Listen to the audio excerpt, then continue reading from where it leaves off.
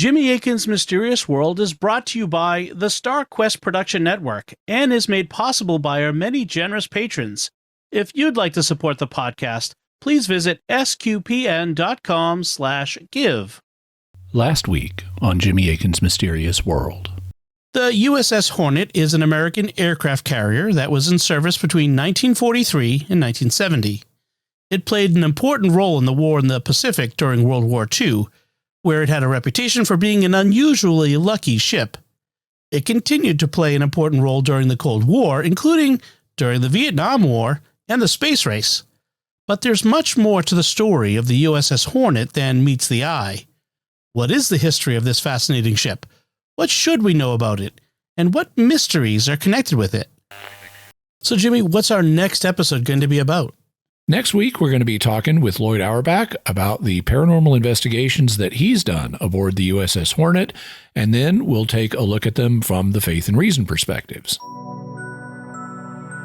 You're listening to episode 353 of Jimmy Akin's Mysterious World, where we look at mysteries from the twin perspectives of faith and reason. In this episode, we're talking about the ghosts of the USS Hornet. I'm Dom Bettinelli, and joining me today is Jimmy Akin. Hey, Jimmy. Howdy, Dom. The USS Hornet is an American aircraft carrier that played an important role in the war in the Pacific during World War II, and it continued to play an important role in the U.S. Navy during the Cold War. But since it was retired, there have been numerous reports of apparitions and other ghost-like phenomena aboard. And today we're going to be talking with a paranormal expert and investigator about the ghosts of the USS Hornet. How did he get involved in the case? How has the investigation been conducted? And what did he discover? That's what we'll be talking about in this episode of Jimmy Akin's Mysterious World. Jimmy, who are we going to be speaking with about the Hornet today? His name is Loyd Auerbach, and he is a paranormal expert and investigator. He teaches parapsychology, among other places, at the Ryan Education Center, where I also teach. And it was by taking his classes that I first got to know him, though even before that, I had already been reading his books. And speaking of his books, Loyd covers the USS Hornet case in one of them, which is called a paranormal casebook. So you can get that and read Loyd's own account for yourself. Also, it was Loyd who provided us with all the video clips from the witnesses that we used last episode talking about their ghostly encounters aboard the Hornet.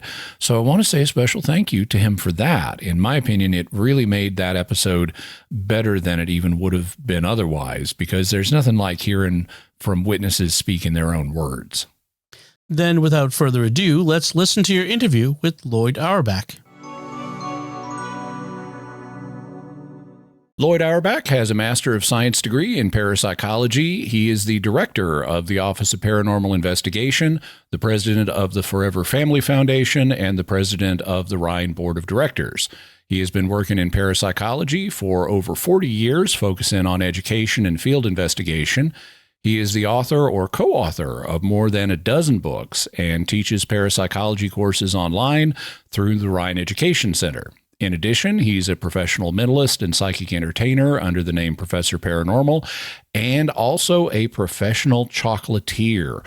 Loyd Auerbach, welcome back to Jimmy Akin's Mysterious World. Thank you, Jimmy. So great to be here. Yeah, good deal.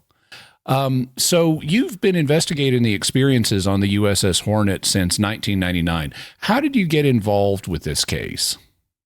Well, it's kind of a roundabout way. I hadn't even heard the Hornet was in existence. It had already opened as a museum when I got involved. But I was called by a psychic named Stosh Margaret Murray, who was consulting with me because she had a poltergeist case. And she had a really good background in science. She was a data analyst at Genentech here in the Bay Area before she left that career and went full-time as a psychic. And she really had an understanding of the psychology, or a little bit about the poltergeist phenomenon being a living agent. So I consulted with her on that, and I invited her to come along to an investigation we were doing at the Moss Beach Distillery restaurant. We kind of got permission from the owner there. We were shooting some video overnight. We were going to be there from before closing time, actually, till my middle of the night, just because we could be alone in the place. And I had a whole bunch of people with me spread out through the restaurant. So she was one of 3 psychics who were there. After I saw her work and also talked to my colleagues, Annette Martin and Pamela Heath, who were the other 2 psychics, felt that she had genuine ability. She was right on a lot of stuff. And at that point, she and I talked, and she said, well, I have something for you. Do you know about the USS Hornet aircraft carrier? And I said, no idea. So she told me about it.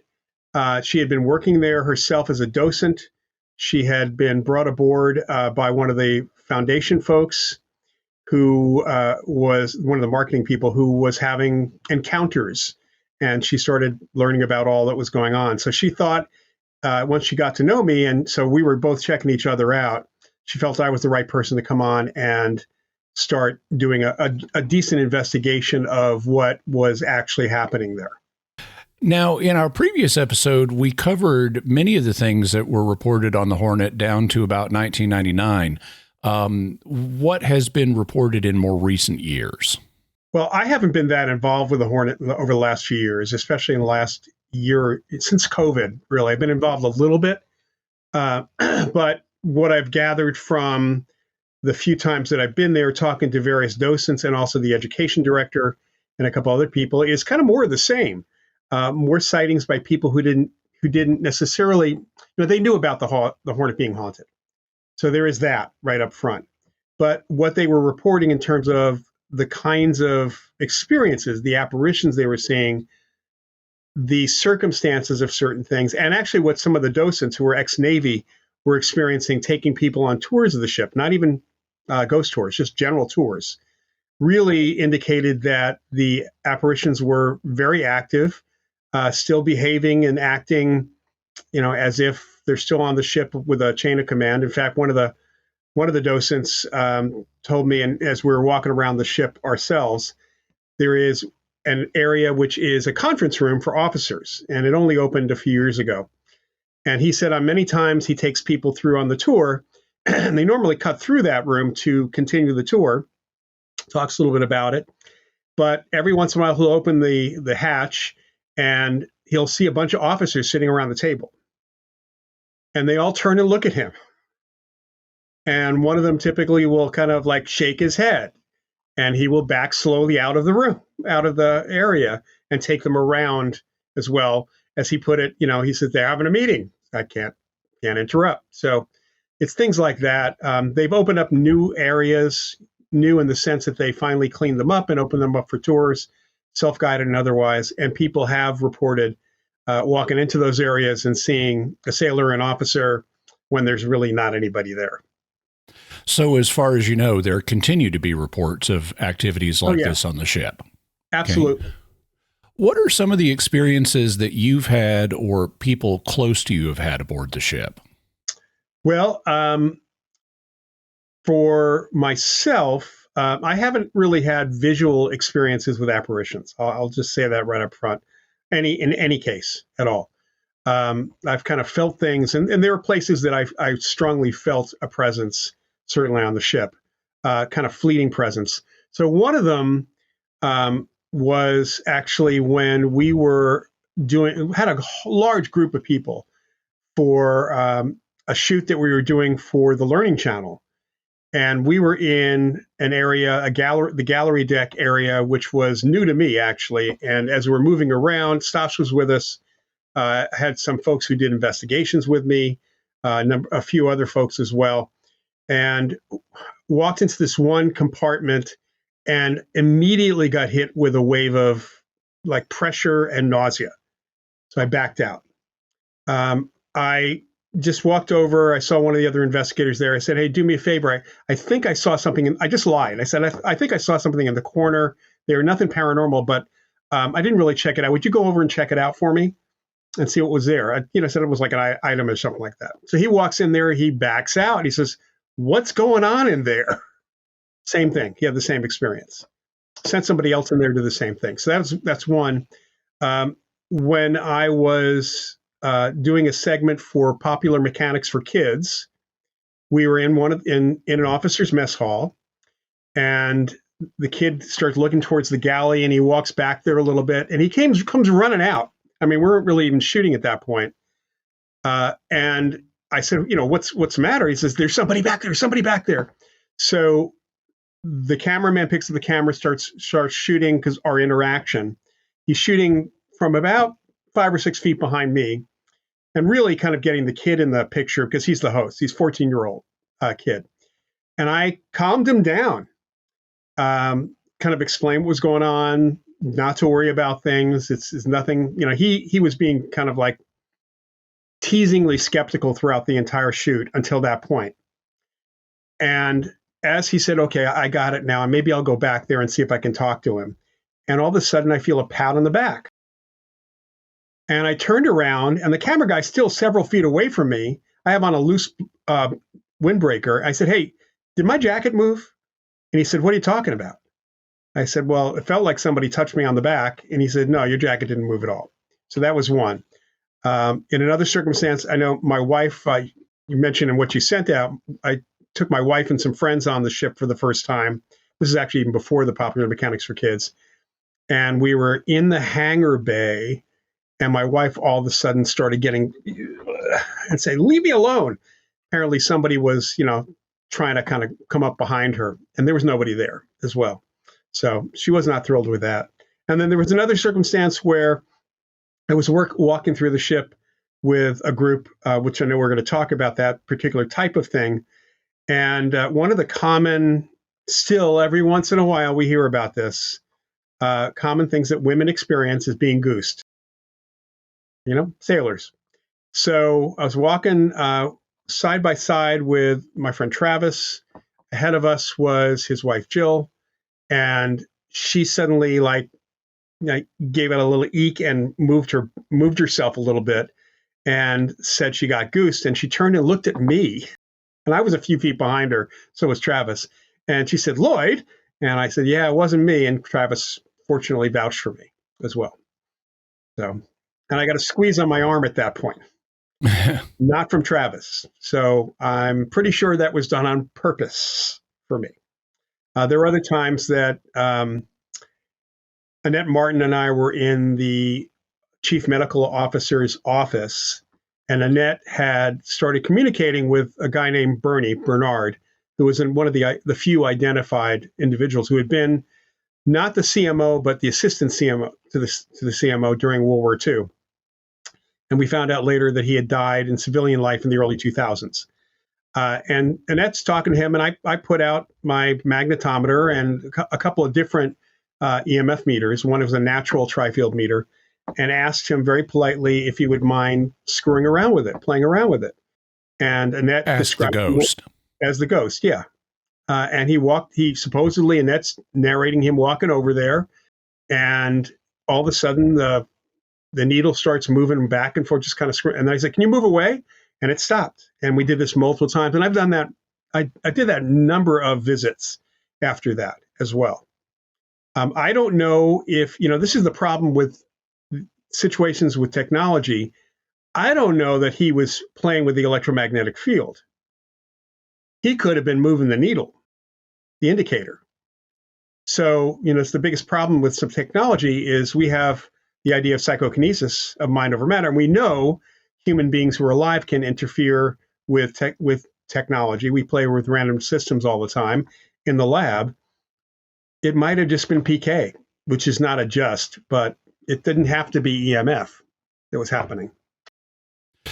How many witnesses would you estimate there have been in terms of people who have had some kind of apparently paranormal experience on the ship? I mean, by this time, there have to be hundreds. There were over 100 people we talked to. Dozens of people who worked aboard the ship were volunteers, and then visitors over from about beginning of 99 through the early 2000s. One of the parapsychological investigative techniques that was pioneered by Gertrude Schmeidler is having people who are blind to the situation, who don't know where the paranormal phenomena has been reported, having these people walk through the environment and then like marking on a piece of paper or like on a blueprint where they perceived something strange, and then comparing that with the eyewitness accounts where people saw or felt something strange and seeing, do they match each other or not? I understand that technique has been used on the Hornet. What's been found out? Are there correlations between what blind people experience, not physically blind, but blind to the situation, blinded, yeah. Right, and eyewitnesses of paranormal phenomena? Do they correspond? Well, I've done that with a number of people over the years, not in a concerted effort, but there was one specific experiment we did where I brought 6 people aboard the ship. They all knew the ship was supposed to be haunted. They did not know. The only place that they knew of was the hangar bay. So I took them down to a lower deck where we knew several spots that witnesses had experienced things. I had them each with a kind of a rough floor plan or map of that, but a listing of compartments, most of which were not places that people had an experience.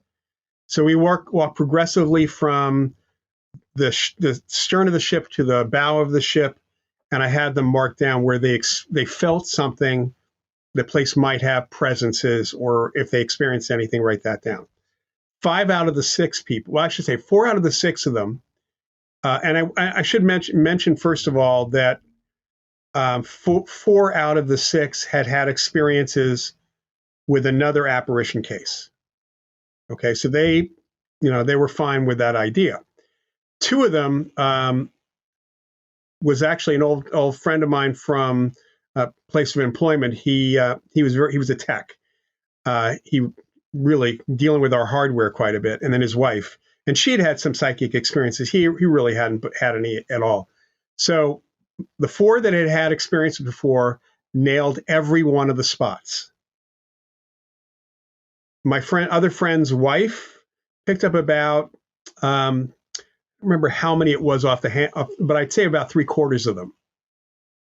And then the other one, he didn't pick up anything. So, it's not the case that everybody's going to pick things up, but obviously these other folks had a really interesting experience before. So they were used to it. So how many hotspots of paranormal activity have been reported on the ship at this point? Well, there were, last time I checked, and again, I don't know if there's anything new in the last couple of years, there were over 30. I don't have the exact number. I think it was like 33 different spots. It has expanded over time. There were fewer when I first started because eventually, early 2000s, the medical bay opened up. And more recently, the Admiral's quarters, guest quarters, the conference room I talked about a bit ago, those places had opened up. So, and just for your listeners, one of the main reasons the whole ship hasn't been opened up is because of lead paint and asbestos that still needs cleaning up in certain spots. Okay. So, they have to tell people there are areas that are chained off, visitors cannot go into. And I sometimes I've talked to ghost hunters who've been overnight on the ship, say they wouldn't let us go in there. They must be like really haunted places. They said, no, but not healthy otherwise. Still 30 or 33 hotspots. That's quite a large number for an environment. It is until you consider the size of the ship. An aircraft carrier, folks have not been aboard, is enormous. I mean, their crew complement was anywhere from 2,500, typically to 3,300. Mm-hmm. It could have been more. Sometimes they were bringing people back from war, for example. There would have been a lot more people at that time, a lot more sailors or soldiers, actually, they were bringing back. But it's enormous. I mean, it's like a city unto itself. Now, you've worked with a bunch of different psychics, both aboard the Hornet and in other investigations. Right. And they report their perceptions. Should people expect all of a psychic's perceptions, or for that matter, all of the eyewitnesses' perceptions, to be completely reliable or to be completely coherent with one another, or should they not expect that? Well, first, it may not be that every psychic has the same capabilities. So you can't There are psychics who, and they'll talk about this. Oh, I'm clairvoyant. Oh, I'm clairaudient. I can hear things. So in a given situation with an apparition or even a haunting, an imprint, they may pick up things and process them differently. So, for example, I had a group of folks who were students of mine here locally who had developed into fairly sensitive, psychically sensitive people. And they each had their own little specialty. One could pick up emotions really well, could sense presences. Another one was more visual and auditory. Another one would pick up smell. So you can put a picture together that way, kind of like the 5 blind men and the elephant. So you can't really necessarily expect them all to experience or perceive the same thing. But if they are sensitive to apparitional activity, they should all pick them up if they're at the same places, if the apparitions are active at that time. If I take psychics through a place that has supposedly conscious entities, they may pick up nothing. I might bring a new psychic there, may pick up 0 because there's no apparitional activity. They've decided not to be there. There's this idea with ghost hunters that you can go to a haunted place and they're always going to be there. What if they went into the next room? They don't want to talk to you. So there's that element that you have to consider. And sometimes it may take a few visits, or it may be that there's 30 hotspots. Maybe they're all congregating in that conference room.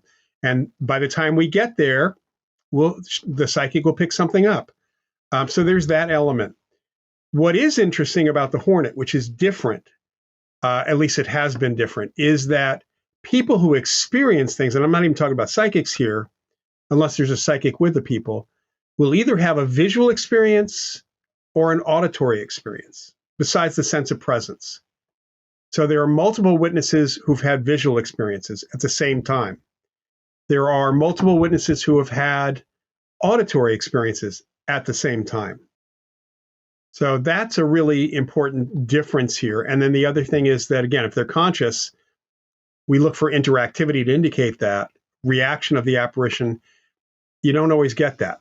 It just really depends on, it's not just us. I mean, it's the person at the other end of the phone.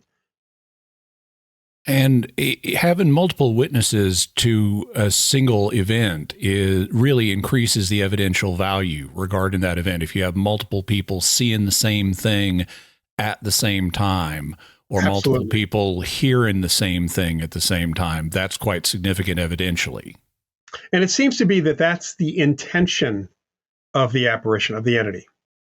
One of the things that gets talked about in some psychic discussions is the signal to noise ratio. The idea is that even though psychics are receiving a whole bunch of impressions, some of them are the signal they're looking for, the useful information, but then some of it's just noise. And so they may report a variety of things, but not all of it is accurate. Does that correspond with your experience? Well, that I think that's true for psychics in general. Working on the Hornet was pretty interesting. Of course, the psychics I brought in were focusing specifically on trying to see if there was an apparition present. So, for example, Annette Martin, who I work with on multiple visits, and Stosh Murray, were able to focus and kind of eliminate the noise, you might say, in those circumstances. Annette was really good, and Stosh was too, really good at figuring just what is it we're trying to pull here? What is it we're trying to do? And eliminate anything else. Sometimes that meant, because when she was, I know with Annette, when she was open to speaking with spirits, if there were spirits present, we would go to a house, for example, where somebody was reporting apparitional activity. Whether there was or not is a different story until we got inside the house. But she would stand outside the house and then mentally and sometimes verbally say, okay, the rest of you in the neighborhood, just leave me alone until I come out of the house. I've got to figure out who it is in the house, and then we can talk when I come out. So that was kind of her way of screening things out. There have been a large number of paranormal experiences reported aboard the ship, but when you look at a lot of the individual experiences, like just a dog and wrench falling off its perch, or a subjective impression of I thought I saw someone in a Navy uniform, that could have a natural explanation. What do you think is the most convincing evidence that something genuinely paranormal is happening aboard the ship? Well, several things. First is the number of witnesses having, the multi-witness experiences is number one. In some instances, the quality of the witnesses. I mean, some of these guys, one in particular I can think of, who was an ex-Navy SEAL, and there's a few others who were of that ilk, you might say. The things that were described could not have been a natural explanation if they're, if you have 5 people seeing an apparition of an officer who, waves at them or turns around or moves away or disappears, for that matter, in a lit area the size of a hangar bay with nowhere to run. I'd say that's pretty good subjective evidence with that multiple witness situation. There have been times, it's hard to say, the dogging wrench kind of popping off a handle. Maybe there was something natural there. But in the forecastle or forecastle, one of the experiences, which was witnessed by many people, actually, including some kids, they were doing, there was a Boy Scout evening. So they were doing kind of an overnight with some of the Boy Scouts. And in the forecastle, there were these huge chains. And you'll see on certain posts these big wrenches, because there's big lug nuts in various places. The wrenches weigh like 80. Oh, go ahead. They're 80 pounds. Yeah, they're 80 pounds. I lifted one off, and they're on kind of a double hook. So you have to raise them up, put up and over, and there is no way for that to move off that. I mean, an earthquake wouldn't do it. The ship rocking wouldn't do it. There's nothing. And yet, as he was standing nearby, one of the docents, Sky Bob, reported, and I talked to others who actually heard it, saw that nobody was near it, came off. He didn't see it actually lift up. He heard it and saw it kind of rattling on the floor after it fell. And that wrench was absolutely on that post. Those kids could not have moved it. I mean, Bob could have moved it himself, but enough people saw it. A couple of people actually saw it fall. They didn't see it lift up. Okay, so we've got an 80-pound wrench that has to come up something like 6 inches in order to get over the hooks holding it in place, and then it has to fall. That's right. That's correct. Yeah, that's pretty impressive. Yeah. And do I understand correctly that they were actually telling ghost stories when this happened? They were telling ghost stories. Yes, they were. When they have kids doing an overnight, what do? You tell ghost stories around a campfire, right? And on the ship, they tell ghost stories. And sometimes they would talk. I know that from talking to Keith Ledoux, who was one of the main early witnesses, he said that sometimes they tell the ghost stories about the Hornet, but other times they just simply tell ghost stories, just that we're, because the Hornet ghost stories are not edge of your seat, scary stories. So they had to tell scary stories too. Yeah. Well, that'd be another sign that the spirits aboard the Hornet have a sense of humor. Yeah, very clearly. Now, several people, both psychics and non-psychics, have reported sensing that the ship itself has a spirit. And I'm curious about what that might be. I can think of several possibilities. That could be an impression of the cult, kind of the community of spirits aboard the ship, that people might be picking up on that. Is this community of spirits happy or not? It could be a tulpa or thought form created maybe by spirits of people who'd served aboard the ship. Could be a guardian angel, could be something else. What are your thoughts on what the reported spirit of the ship might be? Well, it could just be that folks who are in the Navy especially, and sailors in general, talk about their ship having a spirit. There are a number of people, the docents or volunteers, who've served aboard other ships. And I've read stories about naval ships where they talk about the ship itself being a spirit, having a spirit to it. So it may just be a general camaraderie kind of thing, representative of what the ship itself represented. I do know that Bob Rogers, who was one of my early witnesses and at the time marketing director, often talked about leaving the ship and seeing the ship smile, feeling the ship smiling at him. And when you look back at the ship, at the ship itself, there is kind of a smile that's there in the structure. So that just could be a psychological thing. It's really interesting that this warship feels so good when you go aboard. It really just, it feels, and I've been aboard other ships, which by the way, didn't feel that way. It had a vibe. We've all gone house hunting and felt the vibe of the place. I've been aboard other ships and they didn't have that positive vibe from the moment I walked on the Hornet. And I suspect part of that is because of the last couple of missions the Hornet did, which was to pick up the Apollo 11 and 12 astronauts. There was enormous positive, mental thought and energy and emotion placed on that ship with the return of the astronauts from the moon. Much of the time when an apparition is reported, it's just a single spirit, like one ghost. But Yeah. do you have a sense of how many ghosts there might be on the Hornet, and has it changed with time? Well, has it changed with time is really difficult. It's hard to pin down exactly how many there are based on descriptions from the witnesses, facial, and also the uniforms and such. There were at least 50 different sailors and officers aboard the ship. We don't have a way of knowing exactly. They don't introduce themselves. So we don't have a way of otherwise knowing exactly how many there were. One witness might see a sailor and describe him a certain way, and somebody else might describe that same person slightly differently, and we might count that as two. So we don't want to, go in that direction of exactly how many there are, because we don't know. Okay. Many people have the idea that ghosts appear or are somehow tied to places where they died. Like, they died in a hospital or they died in prison, so that's where they appear.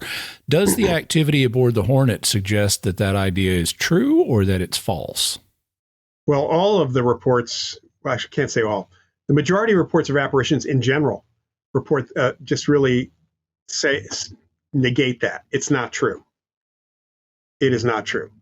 On the Hornet, we know of a few people, one in particular, Jocko Clark, Rear Admiral Jocko Clark, died in civilian life well off the ship. Others, we also know, died in civilian life off the ship. It is unlikely that any majority of those sailors died aboard that ship. First of all, that ship, over its lifetime of 1943 to 1970, did have about 300, I think it was 343, if I remember correctly, deaths, some of which were people who were wounded off ship and, sailors during wartime, others in accidents. In general, there are deaths on aircraft carriers because of accidents. There was one suicide I know of, but most of them not connected at all to the ship. And again, we have people who died well after the ship was decommissioned. Certainly didn't die aboard the ship. And most other apparition cases, we find that the apparitions go to places that they had an association with, a positive association with, typically when they were alive. Could be a home, maybe a childhood home, maybe it was some other place. It could have been a bar or a restaurant. But those are not places where they died. It's where they lived. One of the things that a lot of ghost hunting shows on TV do is go to places like mental asylums or prisons or things like that looking for ghosts, even though there haven't really been reports of them there. And in field investigation courses I've taken from you, I've heard you point out that, like, why would you go there if there haven't been any reports of such activity? Because like people in prisons or in mental hospitals, they often don't want to be there when they're alive. Why would they want to stay there when they're dead? Right. And, maybe from an imprint perspective, the haunting perspective, there's definitely the vibe, the feeling, the emotions are going to be there. And you might even have some visual or auditory experiences. But that can happen anywhere. That has nothing to do with it being a prison or, if you're looking for a negative vibe, go to a prison. That's simple. But, we have Alcatraz here in the Bay Area. And I always find it interesting that people think there's lots of ghosts in Alcatraz. It's like, and I've even had people tell me that Al Capone's ghost is haunting Alcatraz. He didn't die at Alcatraz. The Birdman of Alcatraz died at Leavenworth. It's like, these were guys who wanted to get away from the prison. I mean, maybe there's a guard who really liked working there that's sticking around, but that makes no sense whatsoever. But the imprint piece is a different story. One of the things that I find most fascinating about the activity reported aboard the Hornet is that it suggests that there's this whole society or ecosystem of ghosts operating there with an intact chain of command, which you already mentioned. A particular illustration of that occurred when a woman named Daphne, who was a receptionist for the Hornet Foundation, perceived that she was receiving unwanted attention from a ghost, like the feeling she was being hugged by the ghost and stuff. And then you played a role in helping to get that to stop. Can you tell us about that experience? Yeah, that was a really interesting experience. And it's actually, given that they are sailors and officers, naval people, it's not a surprise that there is still a chain of command there. So Daphne was reporting, had told myself and Stosh, we were there one afternoon, told us that there was this young sailor who was coming into the Foundation office, and it's not that he was sexual in his touch and what she was feeling, but he was trying to hug her, and it was unwanted attention. Let's put it that way. And she kept on telling him to stop, wasn't stopping.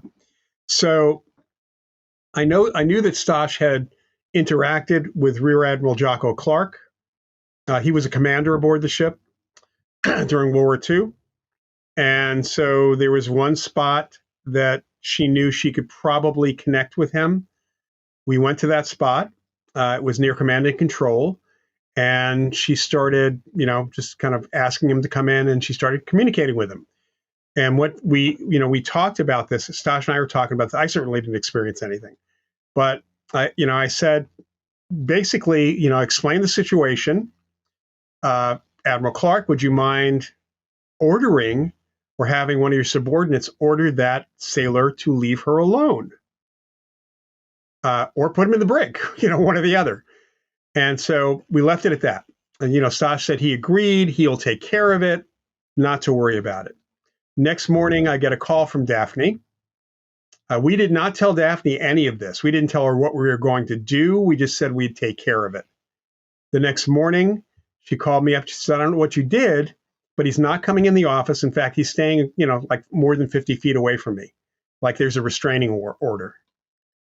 So very clearly it went down the chain of command, and he was told not to bother her. And actually, within a couple of weeks, he was not even showing up around her. Now, Admiral Jocko Clark is reported to be one of the spirits aboard the Hornet. And I know that some of the psychics like Stash Murray have identified certain spirits' jobs, like this is a chaplain or a medical officer, based on their uniform. But have other spirits besides Admiral Clark been identified by name? Well, one of the chaplains was identified by photo.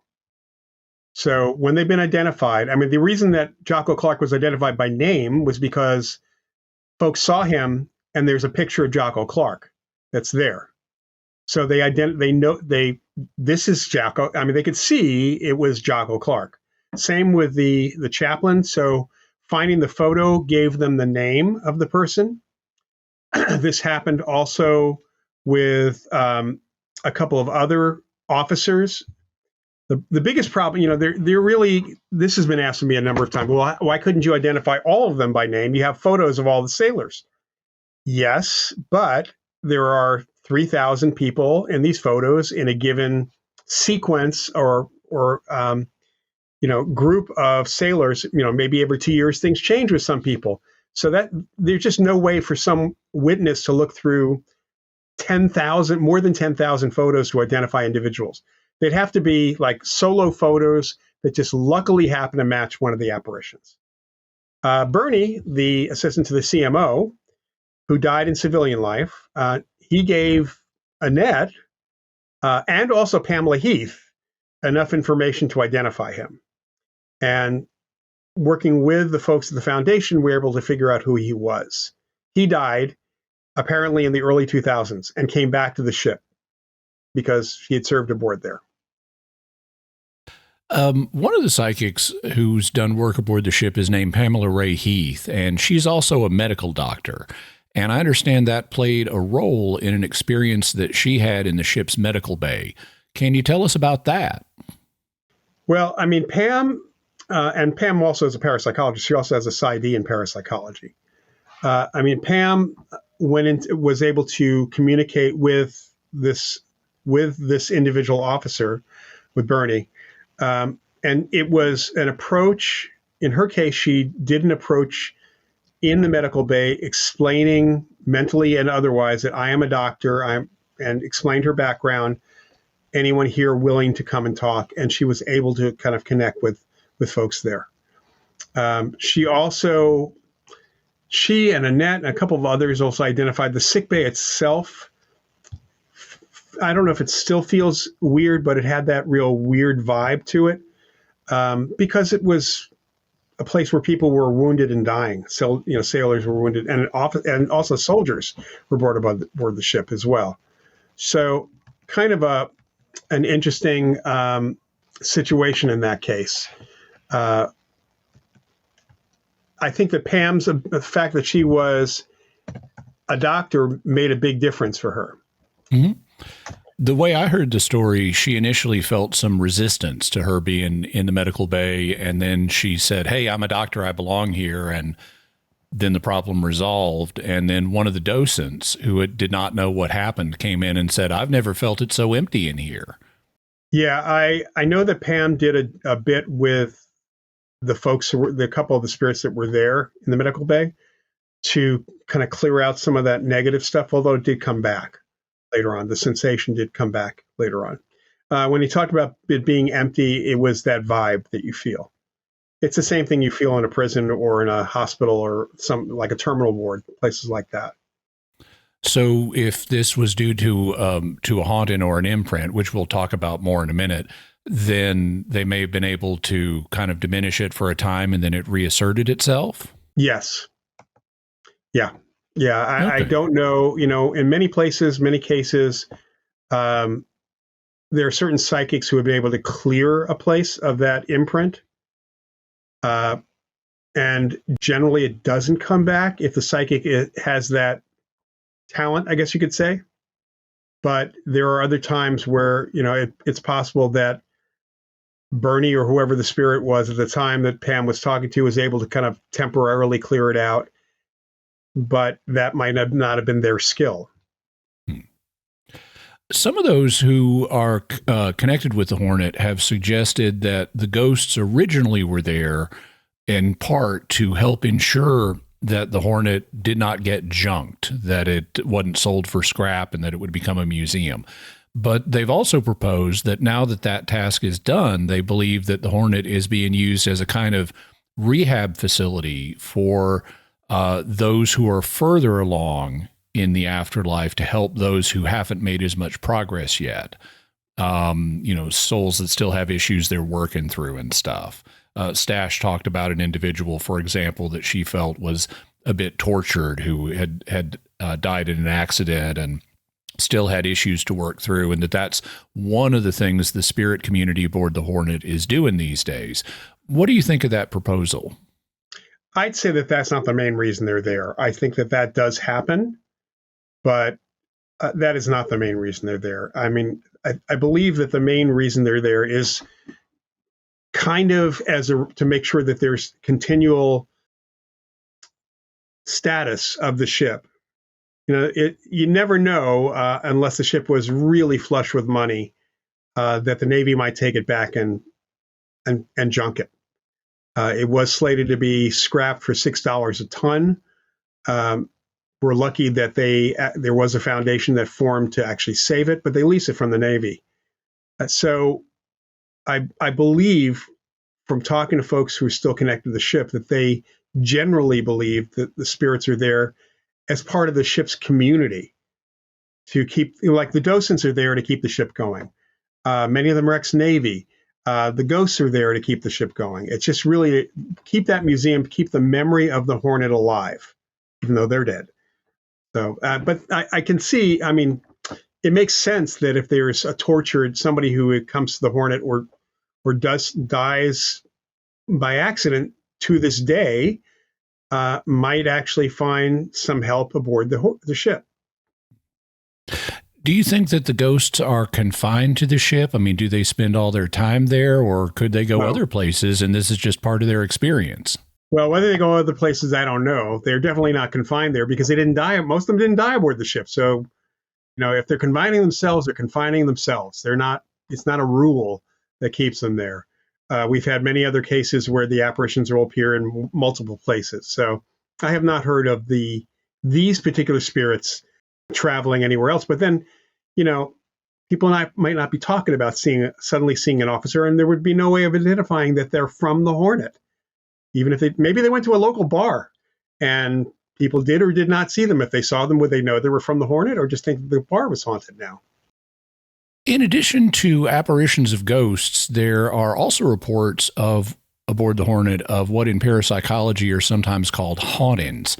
Can you explain what that term means and give us some possible examples from the Hornet? Sure. Well, we've talked about that a little bit before. These are imprints. Living people leave impressions behind. We leave emotion. We leave information. I think probably the easiest thing to say is we leave information about us, about our activity, about our emotions in the environment. That vibe people feel, good or bad, when they're house hunting, that's a bit of information that's left behind or that's there. Of course, unless, of course, it's the decor and the smell in the house. We look at them, on TV, they call these residual hauntings because in some respects, it's psychic or informational residue or an imprint in general. And everybody has a little bit of ESP, and we're able to pick that information up. And some of us might get it visually or auditorily or generally very emotionally is the basic impact. The imprint is made, even though all the haunted house stories, all the stories you hear from ghost hunters, they connect them to the dead. That's no different than saying that when I watch a movie from 1930, it's because it's the dead. When that movie was made, everybody was alive. All the actors were alive in that movie when it was made. It was recorded of living people, but the recording lives on. The same thing with imprints, with hauntings. So hauntings are not limited to people who are deceased unless they happen to have died since the imprint was made. That's an important distinction. So you could have an imprint of people who are still alive. Absolutely. In fact, we have people reporting that quite a bit. It's not an unusual thing. One of my earliest cases was that exact thing. So it's one of those situations where this might be the only phenomena in our group of phenomena here, when we talk about ghostly phenomena, that might be more of a geophysical, environmental brain connection than something psychic. So we'd have to do some significant experiments with the environment, some blinded experiments to figure that out. But they've been connected. That's one of the reasons why you see ghost hunters using EMF meters, is because one of the only not completely consistent, but somewhat consistent correlations are between imprints or hauntings and slight higher or sometimes very much higher EMF or geomagnetic fields that are there. So there may be something a lot more biophysical that's actually going on there than psychic. On the Hornet, one of the main spots, there's two places that have early on had consistent, and still every once in a while I hear that it still happens once in a while, reports of recurring patterned events. So a haunting is a pattern. It doesn't change the figure. If you see a figure, that figure doesn't turn and look at you, doesn't react to you because you're only watching a movie in that sense or hearing something. So one of the ammunition rooms, the one by the 9-inch gun on the port side of the ship, that ammunition room, that's the room where they would load in ammunition and then pass it along to be loaded into the 9-inch gun during the war. And people reportedly, even early on, from the moment they started working on the ship, they were hearing the sounds of somebody moving these heavy casings and loading the gun in this room, in this spot. It's repetitive. This happens again and again. The other spot was kind of a really kind of interesting one.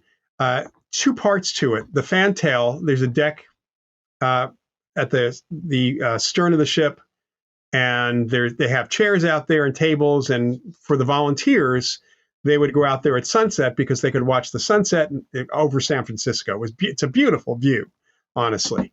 And they would kind of hang out there.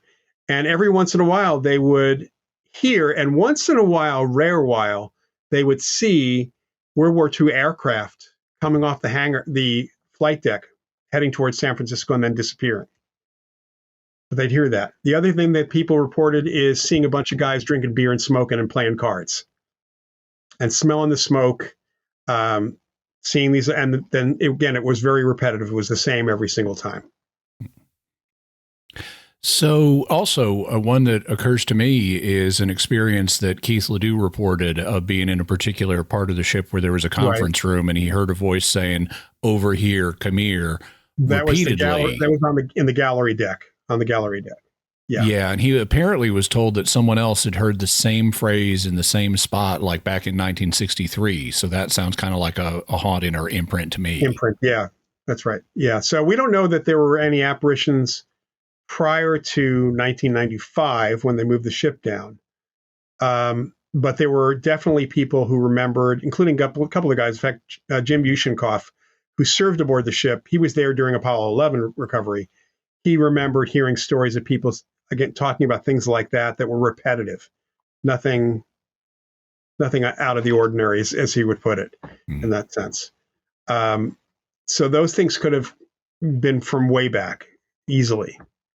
Mm-hmm. Let me poke at this idea a little bit. In a paranormal case book where you discuss the Hornet case, you mentioned the sailors seen smoking on the fantail, and you propose that would be an imprint, unless you say there is smoking after death. That is right. and personally, as someone who smokes pipe, I can imagine in continuing to have a mental simulation of smoking and, the tastes and all that of something that I enjoyed during life, kind of the same way that ghosts are reported to, project an appearance that they like. They appear at an age they like or wearing clothes they like. What would you make of that possibility? If there are a bunch of spirits who enjoy the feeling of what it's like to play cards and drink beer and smoke cigarettes? I'd say that that's entirely possible. I mean, the fact that wearing clothes, projecting these uniforms, or look younger than they did when they were alive, when they died.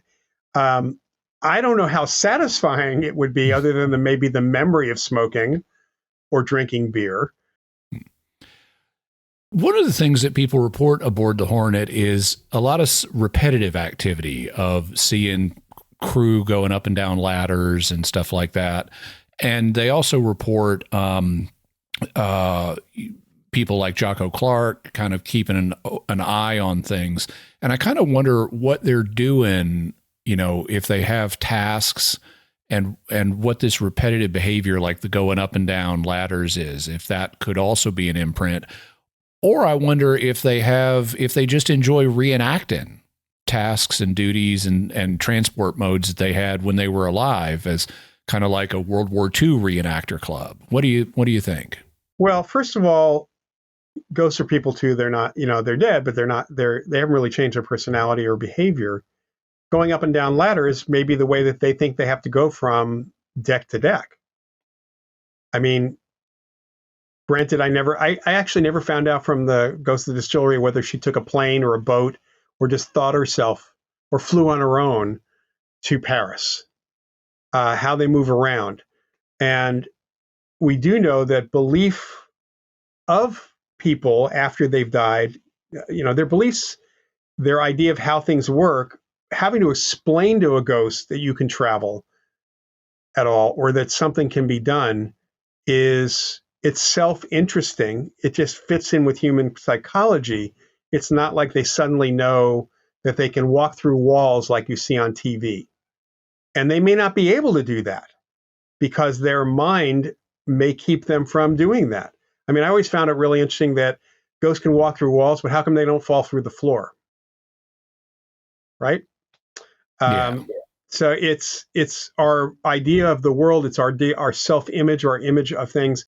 So they would normally meet each other in different places on the ship. I mean, if an officer needs to go from the forecastle to the conference room. They're going to have to go up and down ladders. They're going to have to go through hatchways to get there. Otherwise, they're going to have to just simply, I guess, pop in somehow. So I don't see that. It's repetitive in that different humans do the same thing over and over again. I mean, if you watch the docents, they're going up and down ladders also, right? At different times. So the same docent doesn't go up and down the same ladder all the time. And the fact is that, and this is a fact, that witnesses seeing them, they'll often get an interactive piece. The sailor will turn around and wave at them, or something else is happening that's interactive, which indicates it's not an imprint. Between the year 2000 and 2002, MTV aired a program called Fear. And one episode of the first season of Fear took place aboard the USS Hornet. Basically, the way the show worked, they took a bunch of young people to the ship blindfolded and then dropped them off in a room that they referred to as the safe house, which was the only part of the ship with the lights turned on. Everything else was dark. The young people were told they had 2 days to determine if the Hornet was haunted. And the way that they were to determine if it was haunted is a computer would randomly select one of the young people to perform a dare, and another young person would talk them through the dare. So, for example, they might be assigned to find their way in the dark to a particular darkened room and then wait for further instructions. Then they would hear a spooky story about the room, and their dare was to stay there for 20 minutes and see if anything happened. How realistic is this? Do paranormal investigators determine whether a place is haunted by daring each other to go to different locations in the dark, wait for further instructions, and then remain in that location for a period of time? Is that the way parapsychology works? Parapsychology doesn't work that way. I think reality TV might work that way from time to time. That show, I know a little bit about what happened with that show because the Hornet had some serious repercussions from it, which we can get to. And I also know someone who, I know somebody who worked on the pilot, which has never been seen because the pilot done at Moundsville Prison was done inappropriately with some high school drama students without permission. So, who, by the way, thought the whole thing was really funny. That Moundsville was funny. It was fun to play with. They apparently took turns sitting in the electric chair. So with the Hornet, there was a lot of false information presented, not only on the show, but on the website for the show. In fact, the Hornet had to take some legal steps to get that taken down. There were stories, I'm sure, told to these kids that, put them on edge, more or less. Plus, they're in the dark in an alien environment. In fact, let me give people a taste of the show. I'm going to play a little clip from that episode. So here we go. Okay, listen to me, Athena. You need to walk through the door and enter the mess hall. Veterans say this mess hall was known as the Pit because of the violent fights that repeatedly broke out between enlisted men. Okay, I'm entered. One of these fights resulted in the death of a sailor named Barnes. 2 servicemen, known to be violent, attacked Barnes one day after he stepped ahead of the officers in the food line. The officers dragged Barnes into the corner and beat him until he died. Barnes has been spotted staggering aimlessly around the room in a blood-stained shirt. Fresh from the fight that cost him his life many years ago. I'm sensing one male in here, malicious, angry, not happy. This is the first time I'm feeling a malevolence in this ship is right in here. This spirit is here to hurt somebody. In this room, you will find a tripod. On the tripod is a thermal imaging camera. Your task is to sit down on the chair in front of the thermal imaging camera, approximately 10 feet from the camera, for 20 minutes. I'm so scared now. I'm scared. Look at this. So, in this clip, they report that a sailor named Barnes was beaten to death by officers in the mess hall, that he's been reported wandering around the ship in a bloody shirt, and that he's here to hurt someone. Is any of that true? Nope, not a bit. In fact, that was an officer's mess. There is no way an enlisted man would be online for food in an officer's mess. Might be serving the food, but not online with the officer's mess. And the idea that officers would beat a sailor to death without any repercussions, which would absolutely be in the historical record, the record of the ship, is absurd. That information was completely made up, and no one has reported a spirit walking around in a bloody shirt. That has never been reported.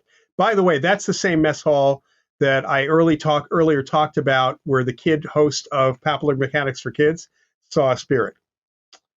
So my guess is if Carla Barron picked up on a spirit, first of all, I'm going to go out on a limb and say it's almost a certainty in my mind, because I've done so much TV myself, that she might have picked up on a male figure and was feeling uncomfortable. Yeah, let me just mention, so Carla Barron is the psychic that appears in that clip. She's not there with the young people. They apparently had footage of her on another location, on another occasion, that they inserted at that point. And she's the one who says she senses a malicious spirit that's there to hurt someone. I've verified that she does work as a psychic, but what would your guess be? That she was like an unwitting dupe of the producers? Maybe they lied to her to prime her, or what? They might have primed her. They also might have just simply directed her. I mean, again, all the TV work that I've done on some of these shows, she might have picked up on a male figure. She might have picked up on somebody who was angry. Frankly, if there was one of the officers was there, he would have been really mad at what was going on and what was being said about the location, about the Hornet, and mad about the whole thing. So yeah, a spirit could have been very, very angry about the whole thing. I know that the Foundation was angry about what ended up happening there. The whole idea here, though, is that she might have said, I pick up on there's a male figure, he feels very angry. The director or producer says, hang on a minute, I want you to say that again, but please use the word malevolent this time. So these shows are not scripted, but they are often directed. And very often they push you to make the statement that they want to hear and use that clip, even though there are other things that you said separately. So I'm going to go on a limb and say that's probably what happened. Carla might have been given the information, and she was going with the flow for the show. Again, it's an entertainment show. It's not really real in that sense as well. Okay, so kind of the bottom line is these type of shows, and especially MTV's Fear, are very manipulative, and they make up information. So, like we heard about the guy in the bloody shirt. That website claimed that the ship was used during the Korean conflict as a black site to torture enemy soldiers. I mean, there was all sorts of really awful stuff that was put on the website, which was not only historically not true, but was kind of a slap in the face of the U.S. Navy in many respects, and especially a ship like this. They had to really push hard to get that taken down. So what kind of impact did that episode have on the Hornet and the Hornet Foundation after it aired? Well, one of the things that happened there is that they should not have actually been on the ship shooting. I had an agreement with the Foundation board, myself and a couple other folks, that they would run any TV by us first to make sure that they were going to get a good, picture of the ship. And someone who was, I think it was the chief engineer, or somebody who was on the ship, was contacted by them. And he was a total skeptic. He didn't believe in this stuff at all, but they were offering a location fee. And he figured this is a good way for them to make some money. So he let them come on, never, didn't get the proper channels internally taken care of. I was never informed. I found out about it because I happened to be dropping off some stuff for Keith Ledoux to set up the haunted house, because it was around Halloween as it happened. I have some, as a performer, I have some stuff that I was loaning to him. And I happened to see people who were there telling me that was happening. And from what I understand, the repercussions were numerous. First of all, the board and the folks who were connected to the ship were incredibly upset about what the website said. They were incensed. They basically said no paranormal anything, and it lasted for a couple of years. I mean, I couldn't do anything on the ship other than go as a tourist at that point. So that was one piece of it. They also didn't really make the money of the location fee. At the time, they were just starting to run the flight elevator. And it cost them quite a bit of money to run that because of hydraulic fluid and all that sort of thing. Yeah. And What's the flight elevator? So the flight elevator from the hangar bay, huge platform where they'd roll the planes onto the elevator and would bring it up to the flight deck, and then they would roll them off. These days, in a really good tour day, they actually run it and you get to ride it up and down. But back then, it was a new thing for them. They had just gotten working, and somehow somebody talked the folks there into running it for the show. I don't even know if it ended up on the show, but it cost them money, so much money that they actually lost money on that. That was another thing that happened. It was really a travesty, but that's what these shows often do. They don't represent the places properly. In this case, it was trying to present that fear piece, not only for that, obviously the people who were there were told all these stories, the 20-somethings, but it also was to kind of beef up the show itself to the public, just that it didn't help the Hornet at all. Now, MTV's Fear was canceled in its second season, during the second season, so it didn't last very long. And it reportedly was the second most popular show on the network at the time. Do you have any insight into how it got canceled or why? My understanding from someone who was on the inside had someone in the inside was that as they were progressing with the show, first of all, I was told that one of the 20-somethings was actually an actor, was a plant who was there to key people up for fear.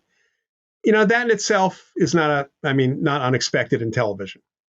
But I was also told that as they're going to bring different people in, they're looking for the younger people to bring in, that the producers were not very careful about who they were doing. They were actually looking for people who are likely to break down emotionally in the circumstance, which the lawyers for Viacom, the parent company, apparently heard that and shut it down. That's my understanding in the TV industry.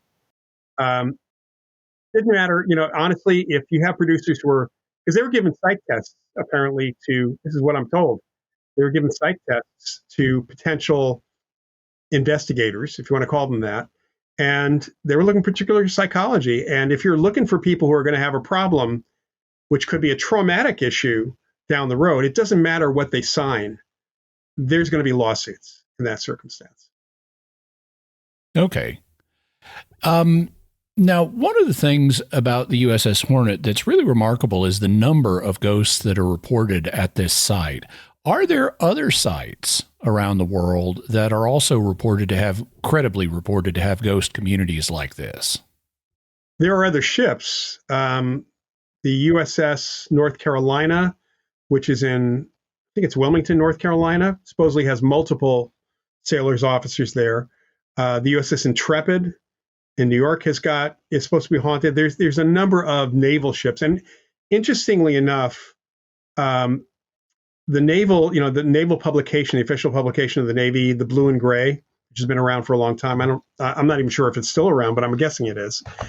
Used to have occasional reports of ships or articles about ships that were in service that were supposed to be haunted.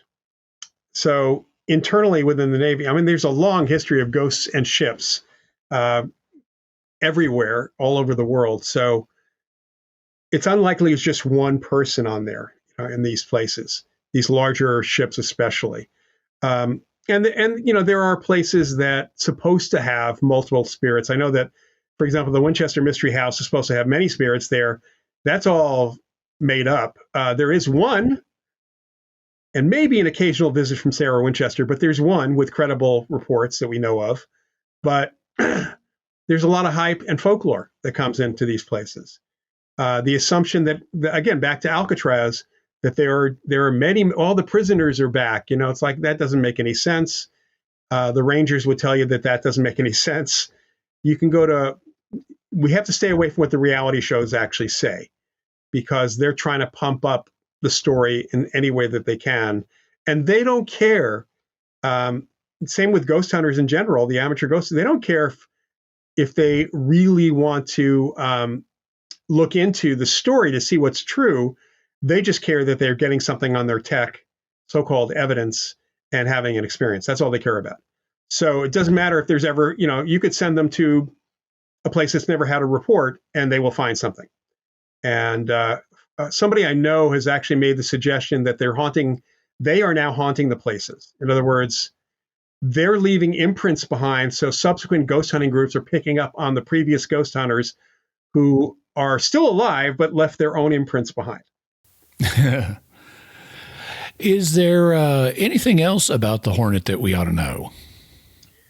Yes. I think that if you were in the San Francisco Bay Area, whether you're interested in ghosts or just history, the USS Hornet itself, the museum, is an amazing place to visit. I mean, if you've never been aboard an aircraft carrier or a big naval ship, just the experience of doing that, forget about the ghosts. I mean, it's just really an amazing place.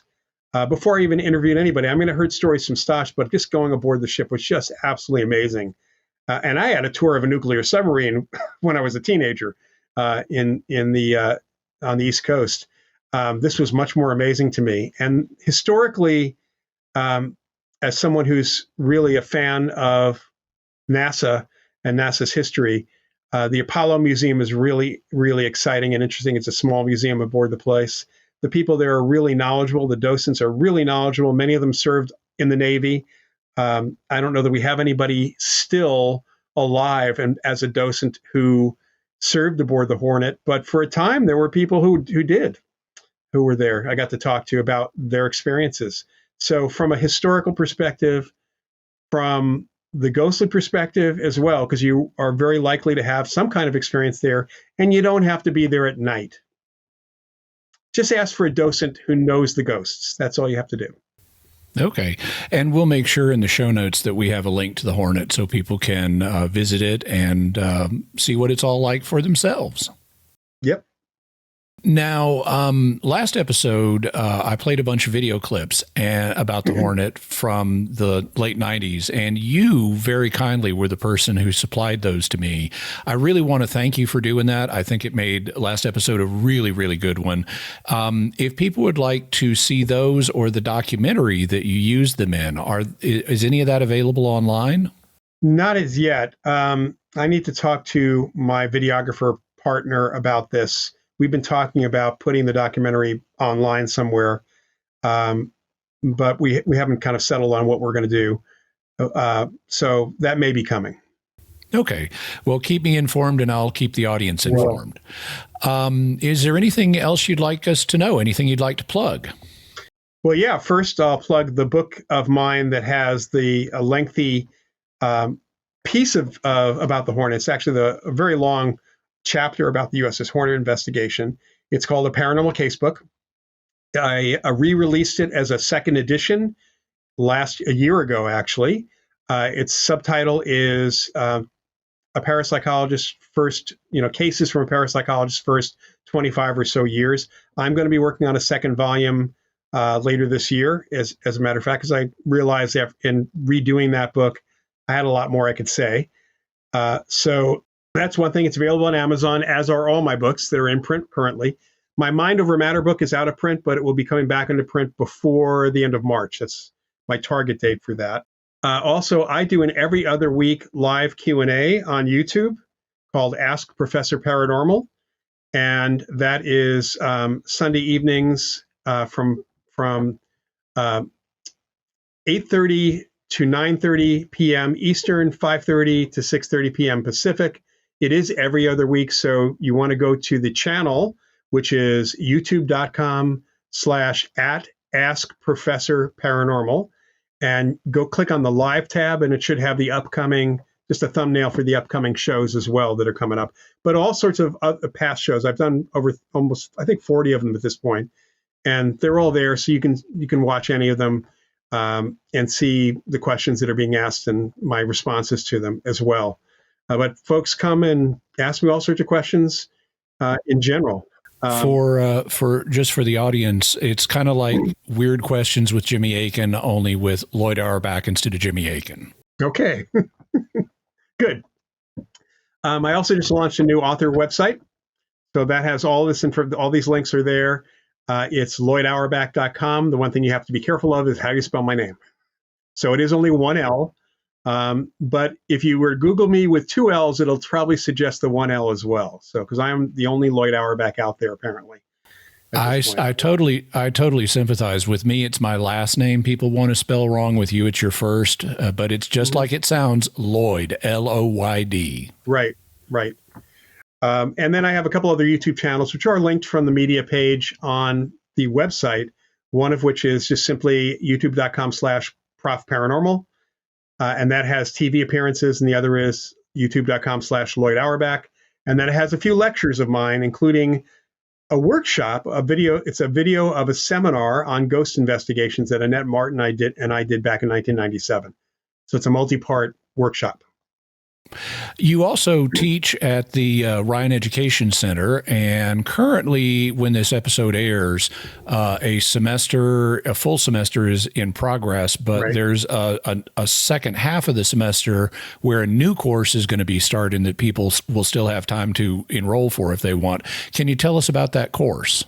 Sure. That course is paranormal phenomena, looking at EVP, ITC, and other technologies. So the idea of that course, what are those? What are the other technologies? So we'll be looking at things. No. I mean, EVP and ITC. All right. So EVP is electronic voice phenomena. If you've seen any of the ghost hunting shows that they focus on, so that's audio. ITC is a kind of the umbrella under which EVP sits, which is instrumental trance communication, using any device to ostensibly communicate with spirits. This is that class is a little bit more skeptical than some of my other stuff that I do, partly because of the way scientists would use those pieces of equipment versus the way ghost hunters use those pieces of equipment. Very different in many respects. And part of that is explained. We go into audio, video. I look at photography because, people post pictures and videos of ghosts all the time. Very, very, a lot of good other explanations for those things. So really trying to introduce people to how they need to look at their technology, look at their equipment to understand what's actually happening and when it might be paranormal, but what else you need to support that it is paranormal. Okay. And you teach for the Ryan every single semester, and you teach courses in field investigations and skepticism and parapsychology and a whole bunch of stuff. So you've always got something going whenever the Ryan is in session. Yeah. So that 4-week class is going to run through March, the beginning of March to the end of March. And then the next time we'll be offering classes will be starting at the beginning of May. So the next set of classes will be listed on the Ryan Education Center's website, probably after around the first week of April. At that point. Okay. And I can't say I've taken absolutely every one of your courses because they haven't all been offered while I've been studying at the Ryan, but I've taken every one that has been offered, and so I recommend them to folks. Loyd is an excellent instructor. He really has a wealth of information, and you can learn a lot from him. And you're teaching the Intro to Parapsychology course, which is very important for people to take as well. Yeah. Okay. Well, Loyd Auerbach, thank you so much for joining us today, and I look forward to when we can have you on the show again. Sounds good, Jimmy. Before we continue on, we'd like to take a moment to thank our patrons who make this show possible, including Timothy A., Peter S., Mike H., Kindle C1, and Sarah P. Their generous donations at sqpn.com/give make it possible for us to continue Jimmy Akin's Mysterious World and all the shows at StarQuest, and you can join them by visiting sqpn.com/give. Jimmy Akin's Mysterious World is also brought to you by DeliverContacts.com, offering top brand contact lenses at always low prices with free delivery. Visit DeliverContacts.com. And by The Grady Group, a Catholic company bringing financial clarity to their clients across the United States, using safe money options to produce reasonable rates of return for their clients. Learn more at GradyGroupInc.com. Jimmy, before we close, we usually ask you for your own take on the mysteries that we cover from the faith and reason perspectives. So what can we say about the USS Hornet from the faith perspective? Well, I should mention that what I'm about to say is just my own perspective from, an understanding of the Christian faith. Not everybody would have the same opinions. In fact, Loyd himself happens to be Jewish, so he might have different opinions on this. But in general, there are three types of ghostly phenomena that are reported aboard the ship. The first is the spirit that psychics and others have perceived the ship, as well as other ships, as having. The second is the apparitions that have been reported on board, and the third is the hauntings or residual imprints that have been reported. Then let's talk about each of those. What do you make of the spirit that the ship is reported to have? Well, in my interview with Loyd, I mentioned the possibilities for what this reported spirit could be. It could be a collective impression of all the individual spirits that are aboard the ship, or it could be what's known as a thought form or tulpa, that is composed of thoughts contributed by individual human beings, living or dead, or it could be a guardian angel. When it comes to these possibilities, the faith certainly recognizes, the Christian faith, as well as the Jewish faith, certainly recognizes the existence of individual spirits. So if people can perceive impressions given off by individual spirits telepathically, then they could certainly pick up on impressions given off by a whole bunch of individual spirits. When it comes to the idea of a thought form, the Christian faith has no teaching on this, so I can't rule out the possibility in principle. And by the way, we will be talking about thought forms in future episodes.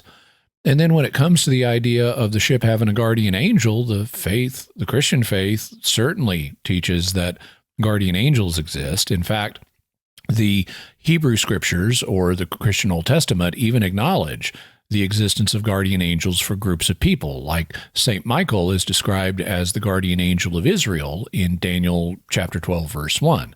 So I can easily imagine a ship like the USS Hornet having a guardian angel assigned to it, and that could be a part of why the Hornet was so lucky in World War II and why the ship has such an amazing history. What about the reports of apparitions aboard the ship? Well, the Christian faith recognizes the existence of apparitions. In fact, the Catholic Church has documents dealing with how to discern the supernatural nature of apparitions, as we discussed in episodes 321 and 322 at mysterious.fm/321 and mysterious.fm/322. And as we've discussed in multiple episodes about individual apparition cases. These include both apparitions of the saints in heaven and the apparitions of souls in other states. St. Thomas Aquinas even thought that, at least in some cases, God can allow the souls of any kind of person to appear to the living, whether that soul is in heaven, in purgatory, or in hell. Different vocabulary is sometimes used in the parapsychological community, but many of the concepts are the same. For example, some psychics may distinguish between those spirits that have gone into the light from those that are stuck or earthbound, but this is essentially the same as those that I've referred to, for example, in the interview, as having made more or less progress in the afterlife, with those who have made more progress being those in or closer to heaven, and those who have not being those who are, still in purgatory or still being purified, which is something that Judaism also commonly teaches. So despite the difference in vocabulary, there is no problem in principle with more heavenly souls helping more purgatorial souls, with a center to make progress, like is reported for the Hornet. There is certainly no problem from the faith perspective with the idea of heavenly souls appearing in this world. That's reported all the time in apparitions of saints. And there's no problem with the idea of souls being purified appearing to the living. In fact, that's the historical Catholic interpretation of what ghosts are. They often appear to the living who can help them progress in their journey in the afterlife. We also heard about Father Nathan Castle's ministry to souls being purified. We did that in episodes 269 and 270. At mysterious.fm/269 and mysterious.fm/270. And if that's accurate, his reports are accurate, there's no reason why ghosts themselves couldn't be helping each other with the kind of afterlife help center that we heard about in these episodes. Related to the issue of souls in purgatory, or souls still being purified, What do you make of the reports of ghosts goosing women or giving the receptionist unwanted attentions, like hugging her? Well, I think there are a few things to say here. First, like all of the reported experiences aboard the Hornet, these are based on the perceptions of living humans, and unfortunately, our perceptions aren't always accurate. I'm not denying that these experiences happened. I'm just trying to think through all the possibilities, and one possibility is that some of these experiences have purely natural causes, like imagination or randomly firing nerves or bumping into something and not realizing it. So, as always in a paranormal investigation, we have to consider natural explanations, and there are natural explanations that are possible here. Well, but let's suppose that that's not the case. Let's suppose that the ghosts were responsible for these experiences. What would you say then? Well, let's bifurcate the experiences and consider the unwanted attention separately from the goosins. When it comes to unwanted attentions, that also happens among the living, and it can happen innocently when one person is paying attentions to another person and not realizing how it's coming across, like as creepy or whatever. Well, I can imagine a ghost seeing someone and thinking, hey, this person looks sad. I think I'll keep an eye on her. I think I'll give her a hug. And it's meant to be supportive, but because it's coming from a ghost, the person thinks it's creepy. And they interpret it in a way that the ghost didn't intend. You know, ghosts aren't omniscient, so I can imagine misunderstandings of this nature happening, and that's also another possibility here. What about cases where women reported being goosed? Again, assuming that those have a ghostly cause, I think something similar applies. Touching another person's bottom is not intrinsically immoral. Otherwise, parents wouldn't be able to change their own children's diapers.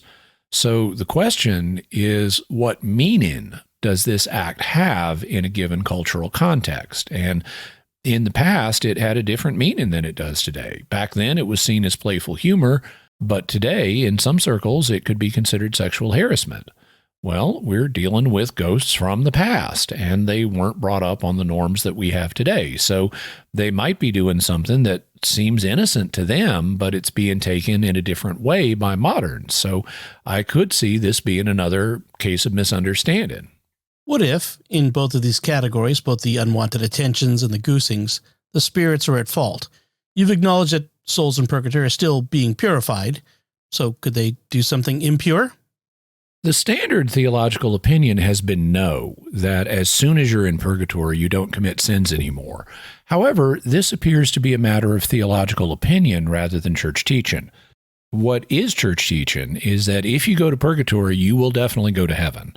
And so since mortal sin would keep you from going to heaven, I would consider it certain that once you're in purgatory, you won't be committing any mortal sins. But the church has also acknowledged that you have disordered desires in purgatory because that's what you're being purified of. And so the question would be whether those disordered desires might manifest in action in some way, leading you to commit what would be considered a venial sin, which, even properly speaking, according to Thomas Aquinas, is not actually a sin at all in the proper sense. Well, like I said, the standard opinion theologically is that souls in purgatory don't commit sins, that your will is fixed on good in a way that prevents that. But this opinion is based on particular models of how purgatory works, and these models are not certain. So at present, I couldn't altogether rule out the idea that a soul in purgatory might manifest its disordered desires by committing a venial sin. But I think there are other possibilities, like misunderstandings. I also think that we're too quick to classify things as sins that may not be sins at all, but, for example, mistakes based on a lack of knowledge. Like in Luke chapter 2, where the Virgin Mary, Luke says the Virgin Mary and Joseph don't understand what Jesus is saying to them about his heavenly Father when they find him in the temple. Well, Mary had a lack of knowledge and so misunderstood or didn't comprehend what Jesus was saying, but that's not the same as a sin. In the same way, I can imagine ghosts not having the knowledge needed to understand how their actions will be interpreted in a modern context, and that then gets us back to the issue of misunderstandings. Then, finally, from the faith perspective, what about the hauntings that are reported aboard the USS Hornet? Well, the Christian faith has no teaching about the existence of hauntings or residual imprints one way or the other. So it would leave that matter to science and specifically to parapsychology to establish whether or not such things exist. Then let's look at the Hornet from the reason perspective. What can we say here? Well, I haven't investigated the case myself, so I'm not qualified to give a firm answer on the matter. But based on what I have learned about the situation, my opinion would be favorable towards these being, at least some of these being genuine paranormal phenomena. I see no reason why at least some of the phenomena reported aboard the Hornet can't be real, and the number of witnesses reporting them is quite impressive.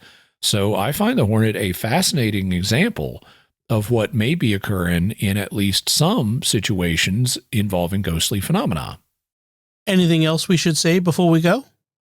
I'd just like to close once again with a special thanks to Loyd Auerbach, both for providing the in-depth interview we did in this episode and for providing us with the video clips from witnesses that we used last episode to document the ghostly history of the Hornet down to 1999. It's a really fascinating example of a ghostly situation, and the video that Loyd provided helped make that point in an unmistakable way. And so what's your bottom line here? The USS Hornet is an amazing ship. It was amazing during its service in World War II and the Cold War, and I can easily understand why the spirits of men who served aboard it would also want to help preserve it as a museum. When it comes to the ghostly phenomena reported aboard it, there are an extraordinary number of witnesses reporting them, and I have no reason to challenge their reports. Therefore, even though I haven't investigated the case myself, I find the USS Hornet an extraordinary example of reported ghostly phenomena, and I hope that one day I can visit it myself. And what further resources can we offer the viewers and listeners? We'll have a link to Loyd Auerbach's book, A Paranormal Casebook, where he discusses the Hornet case. Also, his website, LoydAuerbach.com, his YouTube channel and podcast. Also, the Ryan Education Center, where Loyd teaches and I also teach. We'll have links to the USS Hornet website, information about the Hornet 8 and the Hornet 12, video of the Hornet 8 being sunk, and the Hornet Museum's YouTube page where they have videos about the Hornet, also including that emergency 1944 landing on the Hornet.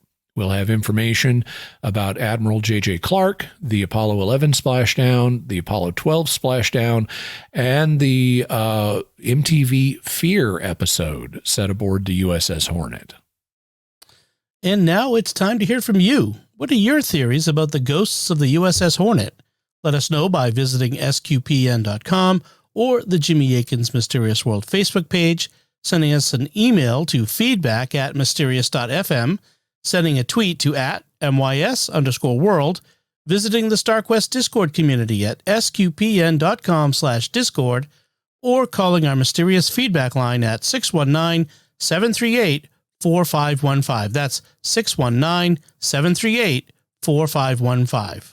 And I want to say a special word of thanks to Oasis Studio 7 for the video and animation work on this episode. Check them out by going to youtube.com/Jimmy Akin. And while you're there, I'd appreciate it if you help me. I'm trying at the time of recording to get up to 100,000 subscribers so that hopefully YouTube will treat the channel and this program with a little bit more love and share it with some more folks. But to get to that 100,000, you can help me by liking, commenting, writing a review, sharing the podcast, and especially by subscribing. And when you subscribe, be sure and hit the bell notification so you always get notified when I have a new video.